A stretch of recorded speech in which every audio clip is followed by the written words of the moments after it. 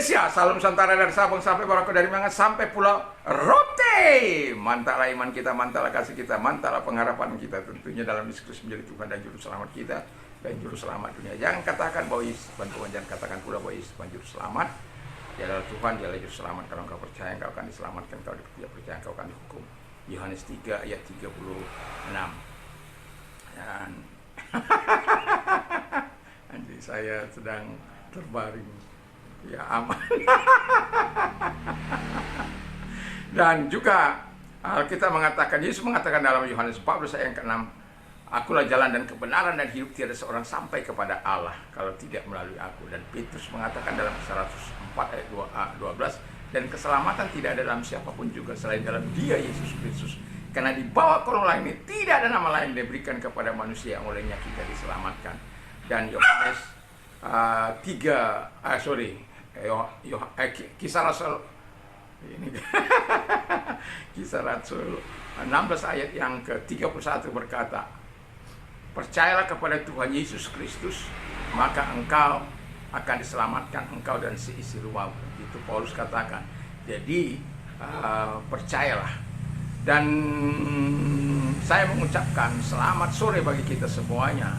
Dan kiranya damai sejahtera Allah yang melampaui segala akal akan memelihara hati dan pikiran kita mulai saat ini sampai selama-lamanya. Dan kita juga, dan saya juga berharap kepada kita supaya kekuatan Tuhan, kekuatan firman, kekuatan Roh Kudus, kekuatan doa, kekuatan iman akan menyertai setiap kita. Dan kiranya Tuhan Yesus memberkati kita semuanya.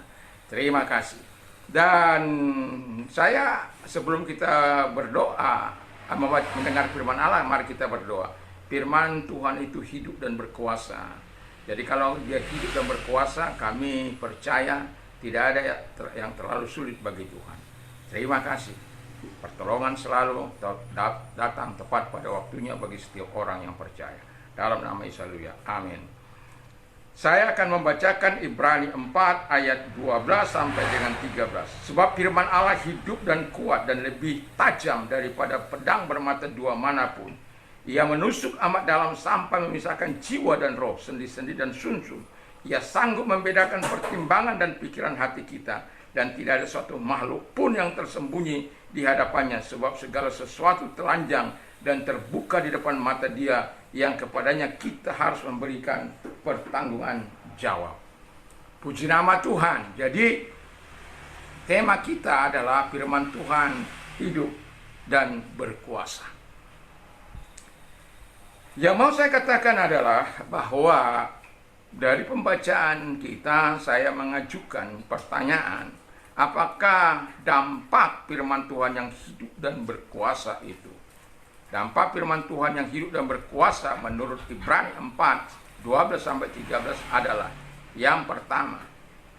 Jadi dampaknya adalah hukuman kalau engkau abaikan dan kehidupan kalau engkau lakukan. Kita bisa melihat bagaimana Tuhan menyatakan firman-Nya kepada bangsa Israel. Dan ketika bangsa Israel menolak, lihat aja, baca saja hakim-hakim. Dan pada akhirnya Tuhan menghukum mereka dengan menghadirkan seorang raja, penguasa atas kehidupan mereka. Ada yang 18 tahun, ada yang beberapa tahun, yang begitu luar biasa untuk menindas mereka. Tapi ketika mereka berbalik kepada Tuhan, orang Israel ditolong oleh Tuhan. Itu sebabnya kehidupan kalau engkau lakukan. Kalau kita baca Matius 7 ayat 24, 28 sampai 27 itu, di mana orang yang bijaksana itu adalah orang yang mendengar firman Allah dan melakukannya. Ya, seperti orang bijak yang membangun rumah di atas batu. Ada banjir, ada hujan dari atas, ada banjir dari bawah, ada angin. Tapi ketika dihantam, dia tidak roboh. Karena apa? Dibangun di atas pasir, di atas batu. Dan tapi kalau mereka membangunnya di atas pasir, itu seperti orang yang mendengar firman Allah tapi tidak melakukan dalam hidupnya. Mereka itu disebut Alkitab adalah seperti orang bodoh. Jadi dampaknya kalau kita melakukan firman Allah adalah kehidupan, tapi kalau kita tidak melakukan adalah hukuman. Yang kedua, kebinasaan kalau engkau tidak percaya, dan keselamatan kalau engkau percaya. Ini saya bukan untuk menakut-nakuti, tetapi ini adalah firman Allah yang perlu disampaikan kepada kita sebagai orang yang percaya, yang berada di dunia ini. Tentu kita punya usaha, punya pekerjaan. Kadang-kala usaha kita tidak sejalan dengan kehendak Tuhan. Bisnis kita tidak sejalan dengan kehendak Tuhan. Bisnis kita penuh dengan manipulasi dan hal-hal yang tidak menyenangkan. Kita lihat bagaimana MBG, ada orang-orang yang hanya pikir cuan, yang hanya memikirkan untung, benefit, tidak menguntungkan bagi yang penerima. Bayangkan roti yang dibeli itu sudah kadaluarsa. Itu tentu ada hal yang mereka sembunyikan di situ. Padahal tujuan pemerintah adalah memberikan yang terbaik untuk pemerintah, untuk masyarakat, untuk dapat hidup menikmati makanan yang sehat. Tetapi yang mau saya katakan, kita sebagai anak bangsa seharusnya saya cenderung lebih percaya bahwa pengetahuan atau orang pendidikan itu jauh lebih baik diberikan manfaatnya sebesar-besarnya, supaya dengan pendidikan yang mereka peroleh, mereka bisa mencari nafkah dengan baik, dan nantinya mereka bisa mengubah hidup mereka dengan pendidikan mereka. Karena solusi memberikan makanan bergizi, walaupun bayangkan 300-an triliun lebih setiap tahun, dan saya mendengar bahwa hampir 1 triliun lebih itu harus dikeluarkan. Itu sesuatu yang kenapa kita tidak gunakan itu untuk pendidikan gratis bagi anak-anak, sehingga mereka betul-betul, siapa yang mau bersekolah, siapa mau melanjutkan studinya gratis, bukan seperti yang sekarang ini. Kalau yang sekarang ini saya melihat adalah pembodohan. Kenapa saya katakan pembodohan? Karena kita diajar untuk menerima dan menerima, walaupun itu penting. Tapi saya mau katakan, bukan semua orang mau menerimanya. Tapi alangkah baiknya, saya lebih cenderung kalau dana itu digunakan untuk pendidikan, membangun tempat pelatihan-pelatihan, supaya orang-orang dapat bekerja, melakukan, bukan seperti sekarang ini. Banyaknya pengangguran para sarjana menjadi pengangguran. Itu sangat menyedihkan sebenarnya. Lihat saja di masa lampau bagaimana orang-orang tua di masa lampau yang punya kreativitas tanpa pendidikan, tapi mereka bisa melakukan yang terbaik karena ditempa oleh situasi, kondisi yang membuat mereka mandiri. Kalau sekarang ini kan kita memanjakan, tetapi saya tidak mau di situ.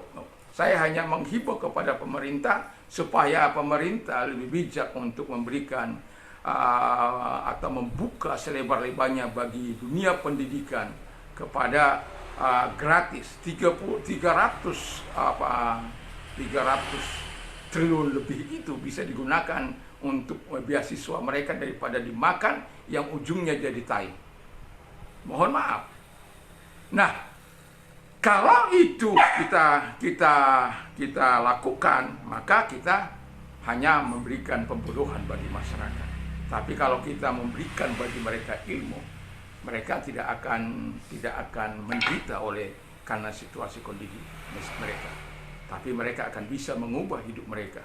Salah satu cara yang terbaik untuk mengubah pendidikan, mengubah hidup seseorang, nasib seseorang adalah dengan pendidikan atau dengan latihan-latihan yang sehingga mereka punya skill yang punya nilai jual, ya. Dan itu sebabnya sebagai orang tua saya sering katakan kepada anak saya bahwa discover, temukan, lalu kemudian develop, tumbuh kembangkan, lalu kemudian setelah tumbuh kembangkan, distribute, bagikan, dan itu kita akan mendapatkan cuan, mendapatkan uang di situ. Ya, puji nama Tuhan, bukan hanya ketika pendidik ama beras MBG ini kita hanya memberikan kepada segelintir orang keuntungan-keuntungan untuk mereka mendapatkan sesuatu.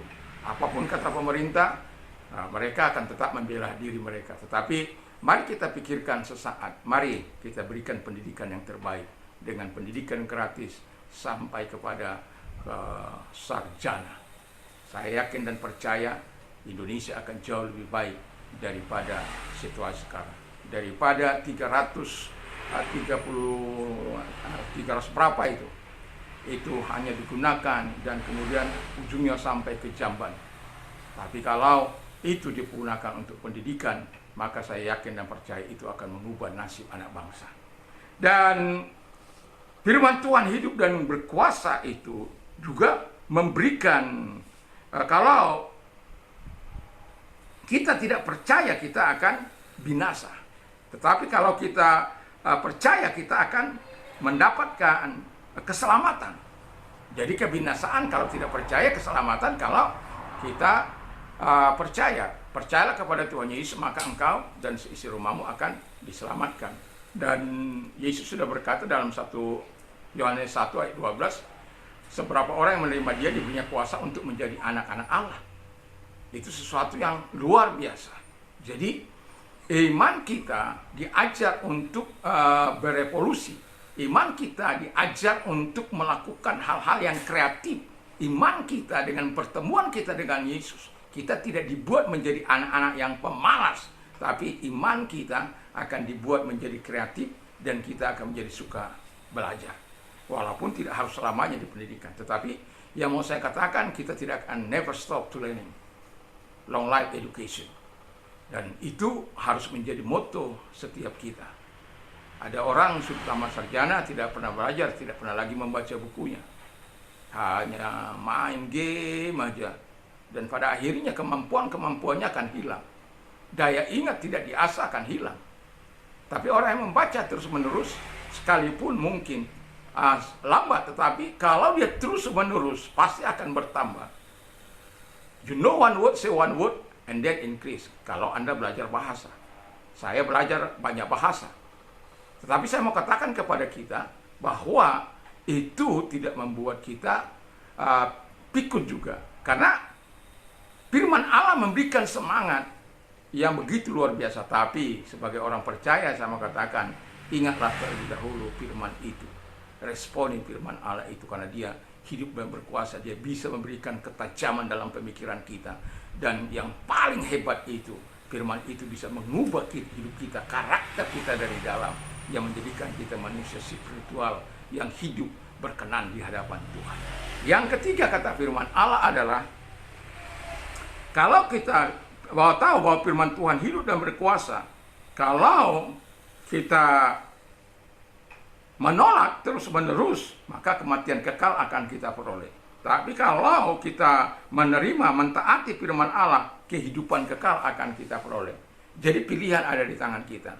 Kita mau responi firman Allah yang penuh kuasa itu, firman Allah yang hidup itu dalam kehidupan kita, dengan cara yang baik, dengan cara menyambut firman Allah itu, kita responi dan kita terima dalam hati kita, supaya kehidupan yang kita terima, keselamatan yang kita terima, dan hidup kekal yang kita terima dalam kehidupan ini. Dan itu pilihan hanya ada di tangan kita. Tetapi sebagai seorang hamba Tuhan, ingat bahwa firman Allah itu tidak akan pernah kembali dengan sia-sia. Sore dan besok saya akan menyampaikan tentang firman itu. Dan biarlah kita sebagai orang yang percaya, sadari firman Tuhan hidup dan berkuasa atas hidupmu. Dia bisa menolong engkau, dia bisa memberikan kesegaran bagi hidupmu. Dan Tuhan Yesus memberkati iman kita, terus mempercayakan Tuhan sebagai Tuhan dan Juru Selamat dan pemimpin kehidupan kita. Mari kita tunduk kepala kita berdoa. Kami tahu firman-Mu hidup dan berkuasa atas setiap kehidupan kami orang-orang percaya.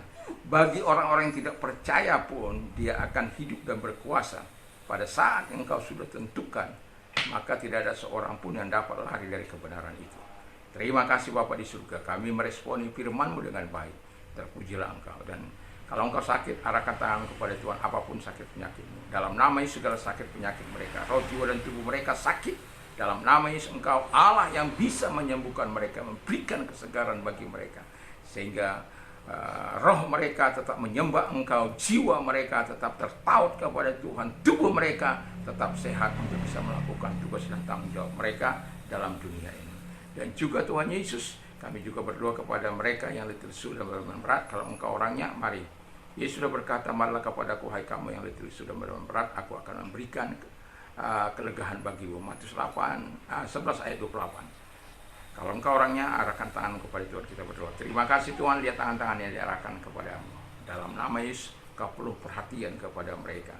Kami berseru dari kesesakan kami, Tuhan menjawab kami, dan kami percaya engkau menjawab mereka juga yang sedang dalam keadaan berulang berat. Dalam nama Yesus Kristus, terima kasih buat pertolonganmu, terima kasih buat kasihmu dalam hidup mereka. Dalam nama Yesus, haleluya. Amin. Puji nama Tuhan, kiranya Tuhan memberkati kita. Ini anjing saya yang paling baik sedunia. Dia suka-sukanya ya. Ya, puji nama Tuhan. Kalau Anda ingin berdonasi, mari sampaikan.